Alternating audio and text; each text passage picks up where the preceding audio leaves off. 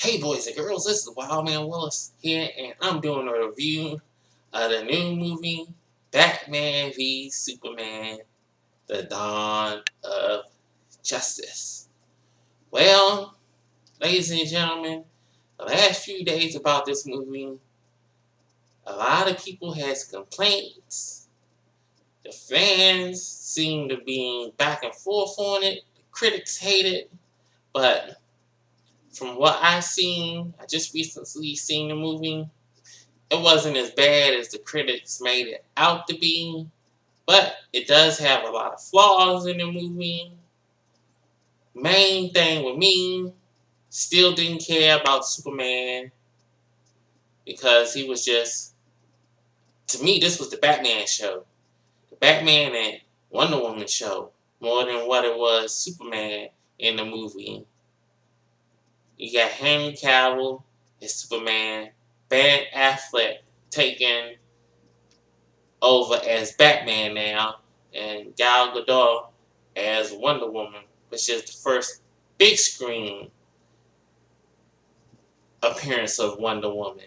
But we all know that we'd had Wonder Woman before on the TV, played by Linda Carter, and she's still a Wonder Woman to me. But Gal did good.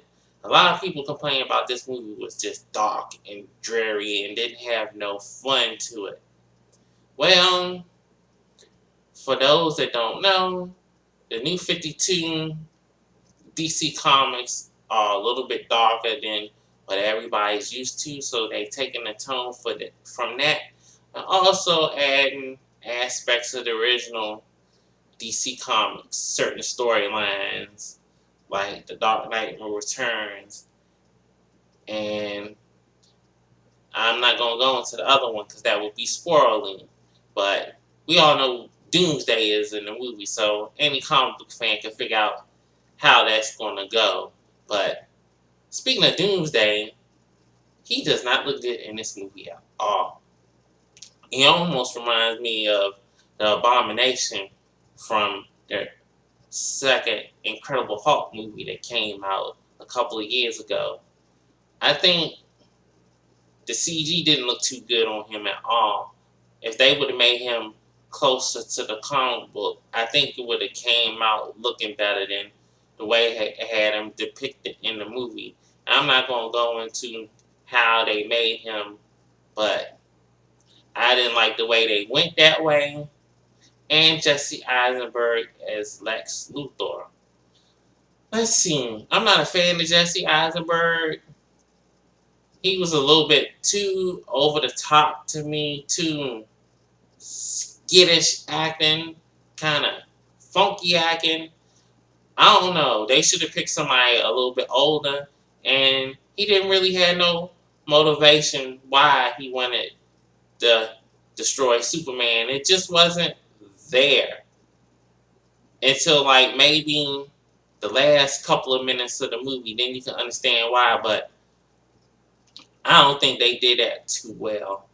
And the movie did not need to be 2 hours and 30 minutes. They could have trimmed some fat out of some of the movie. And it didn't have, to me, it didn't have enough action in it to me.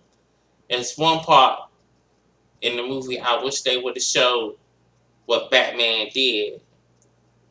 That would have been pretty cool if they did that part. But I don't know why. It just seemed like some elements of the movie was just cut out and some parts were dragged out too long. And they really didn't truly give you a reason why Wonder Woman was there. They left a lot of questions answered in the movie that didn't end up going anywhere at the end. And the whole Dawn of Justice part with introducing the Justice League, it wasn't even really a plot point of the movie. They could have just called it just Batman versus Superman and called it a day. And one more thing about the movie, if you're expecting Batman versus Superman through the whole movie, then you will be sorely disappointed. I'm going to leave that one out there for you. But it's not as bad as the critics made it to be, but it still was flawed in a lot of places. So I can understand some of the criticisms in the movie. And I don't think kids will really sit through this for so much because it's not enough action for little kids to get into the movie. It's more of a adult comic book movie, but it has its moments. If it had more action, I think the kids would enjoy it more. But all in all, it's not as bad as they made it out to be, but it still had its issues. Well, this is Wildman Willis signing off. See you next time.